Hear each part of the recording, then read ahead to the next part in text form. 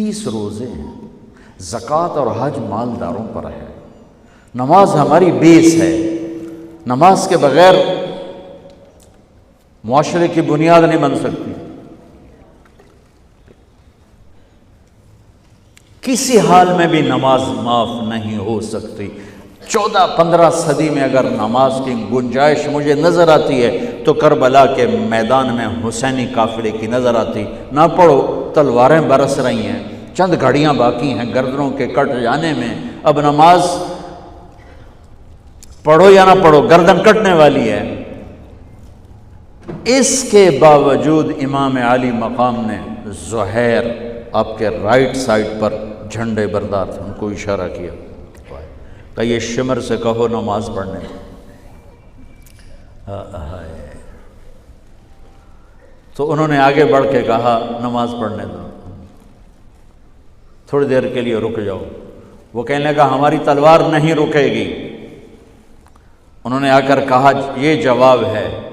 امام عالی مقام نے فرمایا پھر نماز بھی نہیں چھوٹے گی۔ جی میٹنگ تھی، نماز یاد نہیں رہی، میٹنگ بڑی لمبی ہو گئی، نماز چھوٹ گئی، سارے دروازے بند کر دیے۔ حالانکہ اللہ کی قسم اگر یہ قافلہ نماز نہ بھی پڑھتا تو ان کے لیے جنت کے دروازے کھل چکے تھے، چونکہ جنگ سے پہلے آنکھ لگی، آنکھ کھلی تو مسکرائے۔ تو بہن نے پوچھا یہ کوئی ہنسنے کا وقت ہے؟ موت سر پہ کھڑی، کہنے لگے یہی تو ہنسنے کا وقت ہے، خواب میں اللہ کے نبی آئے ہیں، کہہ رہے ہیں بیٹا میں لینے کے لیے آ چکا ہوں۔ پھر نماز نہیں چھوڑی۔ تو پی آئی اے والا کہہ سکتا ہے کہ جو میں جہاز اڑا رہا تھا نماز چھوڑ گئی؟ ارے بھائی پوچھو علماء سے سفر میں کیسے پڑھنی ہے، آسانی کر دی، چھوٹی کر دی، معافی نہیں ہے۔ اگر معافی ہوتی تو اس حسینی قافلے کو ہوتی۔ آدھے نماز پڑھو آدھے جنگ کرو۔ اب تو 1440 ہجری ہو چکی ہے، 1440 سال میں سب سے خوبصورت نماز جو پڑھی گئی کربلا کے میدان میں پڑھی گئی، سب سے خوبصورت سجدہ جو کیا گیا کربلا کے میدان میں کیا گیا۔ اور زمین نے بھی کیا فخر کیا ہوگا کربلا کی زمین نے کہ آج کون ہیں جن کے ماتھے میرے اوپر ٹک کر یوں لگ رہے ہیں جیسے ٹیکا میرے ماتھے پہ آ گیا۔ جب سبحان رب الاعلیٰ کی صدا گونجی ہوگی تو زمین کی 7ویں تہ بھی ٹھنڈی ہو گئی ہوگی۔ تو میرے نبی کا نواسا ہمارے لیے دروازے بند کر کے جا رہا ہے، کسی حال میں نہیں چھوڑ سکتے نماز، سوائے اس کے کہ بے ہوش ہو جاؤ، چلو ٹھیک ہے، اس کے علاوہ نہیں چھوڑ سکتے۔ لیٹے لیٹے پڑھو، نہیں اٹھ سکتے لیٹے پڑھو، آنکھوں کے اشارے سے پڑھو، چھوڑ نہیں سکتے ہو۔ آدھوں نے نماز پڑھی، آدھوں نے جنگ کی، پھر آدھوں نے نماز پڑھی اور سب نے جنگ کی، اور عصر میں سب سر نیزے پہ چڑھ چکے تھے۔ عاشق کا جنازہ ہے، ذرا دھوم سے نکلے، محبوب کی گلیوں سے ذرا گھوم کے نکلے۔ ہمارے دفتروں میں، بازاروں میں، گھروں میں نماز زندہ ہو جائے۔ روزہ تو سال کے بعد آئے گا، بیمار ہے تو چھٹی، مسافر ہے تو چھٹی بعد میں رکھ لینا۔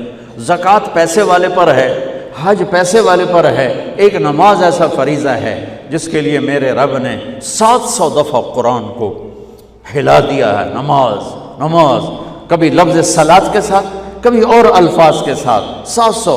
ایک آرڈر آ جائے ملک صاحب کا تو آپ ہل جاؤ گے، آرڈر آ گیا، آرڈر آ گیا۔ میرا رب 700 دفعہ کہے اور تمہاری مسجد خالی ہو کہ ہمیں اپنے اللہ اور اس کے رسول کی عظمت اور ہیبت کا پتہ نہیں ہے۔ نماز کے بعد زندگی اگر ساری نماز بنانا چاہتے ہیں، نمازیں کتنی ہیں بھائی بولو؟ 6 ہو سکتی ہیں، 7 ہو سکتی ہیں، نہیں ہو سکتی۔ اگر ساری زندگی نماز بنانا چاہتے ہو کہ میری پوری زندگی نماز بن جائے، چاہے میں آفس میں ہوں، چاہے میں جوڑیا بازار میں ہوں، چاہے میں جہاز اڑا رہا ہوں، چاہے کھوتا ریڑی، ایک حدیث سناتا ہوں، صرف ایک حدیث، اس ایک حدیث پہ عمل ہو جائے تو ساری زندگی عبادت بن جائے گی، ساری زندگی بندگی بن جائے گی۔ میرے نبی نے فرمایا اربع اذا کانت فیک، کہ میری امت 4 باتیں لے لو۔ میں قربان جاؤں، میرے نبی بڑے بڑے وظیفے نہیں بتاتے تھے، اپنی امت کو مشقت میں ڈالنے سے بچتے تھے، چھوٹے چھوٹے وظیفے بتاتے۔ ایک صحابی آئے، یا رسول اللہ تنگی ہے رزق کی، کوئی وظیفہ بتائیں۔ کتنے لمبے لمبے وظیفے لوگ پڑھ رہے ہیں کہ کاروبار کھل جائے اور روزی بڑھ جائے، کتنے لمبے چوڑے، کتنے کتابوں میں ایڈے ایڈے بڑے وظیفے لکھے پہ، پڑھوں جی مندہ بڈھا ہو جائے۔ میں قربان جاؤں یا رسول اللہ آپ کی شفقتوں پر، آپ کی رحمتوں پر، سنو یہ کرو، میری بات نہیں ہے، میرے نبی کی بات ہے۔ تجربے کی وجہ سے کرو گے تو کچھ نہیں ملے گا، یقین سے کرو گے تو دروازے کھلتے دیکھو۔ کہ یا رسول اللہ ارید ان یوسع علی رزقی، میں چاہتا ہوں میری روزی کھل جائے۔ تو آپ نے کہا ادم علی الطہارہ یوسع علیک رزقک، تو باوضو رہا کر تیرا رزق کھل جائے۔ کوئی زور لگتا ہے وضو؟ تمہارے ہاں تو سردی ہوتی ہی کوئی نہیں کہ بھئی ٹھنڈا پانی ہے کیسے وضو، یہ تو ہمارے لیے مسئلہ ہے کہ بھئی ٹھنڈا پانی ہے کیسے وضو کرو۔ وہ ہمارے گاؤں کا مراسی مجھے مل گیا، میں نے کہا چل نماز پڑھے گی، نہیں جی میاں جی سردی بڑی، نہ لے جاؤں سردی بڑی، مراسیوں کو سردی زیادہ لگتی ہے۔ میں نے کہا نہیں آج تک نماز پڑھا کے چھڑنا ہے۔ میں اس کو لے کے جب وہ ٹوٹی پہ بیٹھا نا، جو ہی ہاتھ پہ پائیں، اوہ حالے ہو ٹھنڈا پانی، اوہ حالے ہو ٹھنڈا پانی۔ تمہارے لیے تو یہ مسئلہ بھی نہیں کہ ٹھنڈا پانی، میرے نبی کی یہ سارا مجمع لے لو، یہ اوپر مستورات لے لیں، ادم علی الطہارہ یوسع علیک رزقک، میرے نبی نے فرمایا باوضو رہنا شروع کر دے، اللہ تیرا رزق کھول دے گا۔ اب یہ اللہ رسول کی آپس کی بات ہے، تو میری بات ہوتی تو دیوار پہ مار دو، تجربہ کرو۔ نبی کی بات کو تجربہ کر کے نہیں کرتے، یقین کے ساتھ کرتے ہیں۔